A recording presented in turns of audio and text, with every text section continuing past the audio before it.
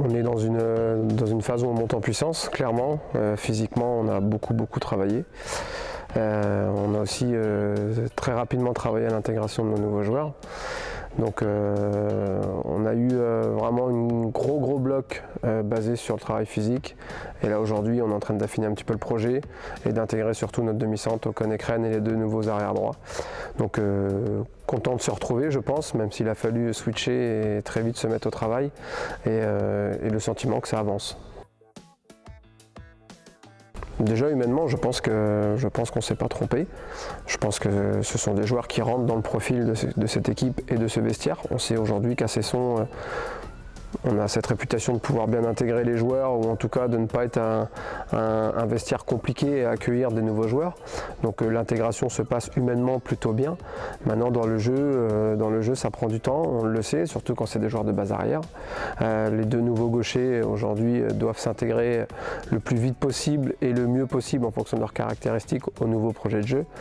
Et également notre demi-centre animateur doit aujourd'hui digérer ce nouveau projet, l'appliquer, et aussi penser à lui dans son rôle au sein de ce projet. Donc j'oublie pas non plus Milos, j'oublie pas non plus Kiki Hørsted. Donc aujourd'hui 5 nouveaux joueurs, c'est pas rien, donc ça demande du temps. C'est pour ça qu'on a fait le choix très vite dans la prépa de rentrer par la porte du travail, parce qu'on savait que le chantier était conséquent.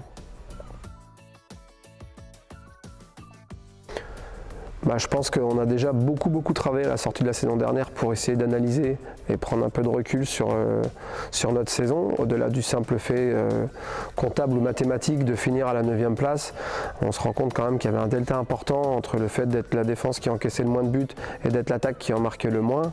On sait que la performance de la saison dernière, de finir meilleure défense du championnat, sera très dur à réitérer cette saison, parce que c'est exceptionnel, et parce qu'aussi on a eu un gardien qui en termes de pourcentage d'arrêt a été le meilleur de la ligue. Donc on sait que on le souhaiterait, mais on sait que ça va être compliqué de refaire la même chose. A contrario, on sait qu'on doit être capable de marquer plus de buts, ça c'est une certitude, donc de mettre plus de rythme dans nos rencontres, de peut-être aussi profiter un peu plus de nos rotations, et d'être capable, au lieu de subir le rythme que nos adversaires nous imposent, notamment sur le jeu rapide, nous parfois par moment de l'imposer. Donc dans la philosophie, dans l'état d'esprit, l'idée c'était de se dire acceptons peut-être par moment de gagner des matchs en prenant plus de 30 buts, chose que l'année dernière ça a été très compliqué par moment. On savait que par moment, dès qu'on prenait plus de 30 buts, c'était compliqué d'aller gagner le match. Donc voilà, on a marqué beaucoup l'accent sur l'enchaînement défense-montée de balle. On veut préserver notre ADN, de défendre dur et fort. Par contre, il faut qu'on soit capable également de monter plus de ballons sur 60 minutes, et également d'être plus efficace en attaque placée. On souhaitait, à l'image de notre préparation, en fait, on avait un principe de progressivité qui a été notre fil conducteur sur toute la préparation, que ce soit dans le domaine physique, dans le domaine technique, tactique. On avait ce principe de progressivité vraiment en tête sur l'ensemble de notre préparation. Donc sur les matchs amicaux, c'était la même chose. On a affronté d'abord des équipes de Pro League où on savait que la dimension physique allait être en notre faveur. On savait qu'on allait être dominant dans ce rapport physique. Donc ça a été 2 matchs où on a, je ne vais pas dire qu'on n'a pas été mis en difficulté, c'est pas le cas, mais on n'a pas été poussé dans nos retranchements. Voilà, on était souvent devant au score, on a été dominant, on a pu faire tourner, on a pu donner du temps de jeu à tout le monde. Et on savait qu'en arrivant au Challenge Karaty, le gap allait être important dans le rapport de force notamment, et dans l'aspect physique. Bon, ça a été la chose qu'on a pris de plein fouet. On a dû très vite se rendre compte de l'exigence de la première division, et réveiller un petit peu ce curseur physique dans notre prépa. Après voilà, on perd 2 fois au Challenge Karaty, une fois contre Toulouse, où le match dans l'ensemble n'est pas si mauvais que ça. Par contre, voilà, on explose à égalité à 4 minutes de la fin, on explose derrière.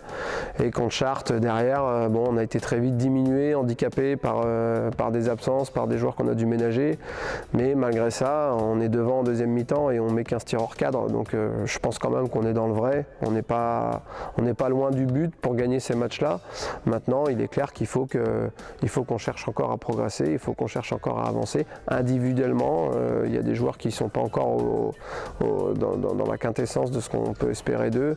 Et collectivement, je pense qu'il faut encore peaufiner des choses. On est toujours ambitieux, on a toujours envie d'être ambitieux. On sort de 2 saisons, on finit 9e. L'idée c'est de sans cesse de chercher à évoluer et à progresser. Donc on aimerait bien pérenniser notre place dans le top 10, voire faire mieux que les autres saisons. Ça c'est sûr qu'on le souhaiterait. Maintenant j'ai aussi les pieds bien ancrés dans le sol et j'ai bien vu et lu et écouté ce que nos adversaires souhaitent également en termes d'ambition. Aujourd'hui, j'ai la sensation que tout le monde parle de top 8 ou de top 10. Maintenant, je sais compter et je sais qu'il n'y aura pas de la place pour tout le monde. Donc, on a conscience aujourd'hui de la tâche qui nous attend.